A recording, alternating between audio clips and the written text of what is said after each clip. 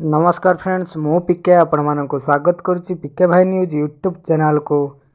आधार card को नहीं आसला बहुत ही बड़ खुशी खबर। मागणा आधार कार्ड अपडेट करिवार समय सीमा को वृद्धि करा जायछि। तो ए नहीं कौन बड़ अपडेट अच्छी चलतु जाना वीडियो माध्यम ता पूर्व चैनल नुआ थे पीके भाई न्यूज यूट्यूब चैनल को सब्सक्राइब कर साइड रे बेल आइकन को प्रेस कर दिंतु जहाँफल आग को जहाँ सब वीडियो आसो प्रथम आपण पाखे पहुँची पारे। एवं चलतु जो संपूर्ण टॉपिक ऊपर को।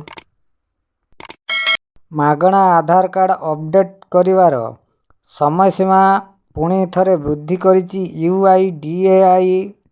मागणा आधार कार्ड अपडेट करिवार शेष तारीख थिला 14 डिसेम्बर 2023 किंतु एबे जहाँ अपडेट अछि आधार कार्ड कर्तृपक्ष UIDAI एक सरकारी अपडेट रे कहिसंति जे नागरिकंकर सकारात्मक प्रतिक्रिया को दृष्टि रे रखी आधार कार्ड अपडेट करिवार समय सीमा को वृद्धि करा जायछि, जहा कि 14 मार्च 2024 पर्यंत टोटाल मागणा रे आपण माने आधार कार्ड अपडेट करे नहीं पारिबे। जहा कि आधार कार्ड रो ऑफिशियल वेबसाइट UIDAI को जाई आपण माने आधार कार्ड अपडेट करे नहीं पारिबे, जहा कि शेष तारीख 14 मार्च 2024।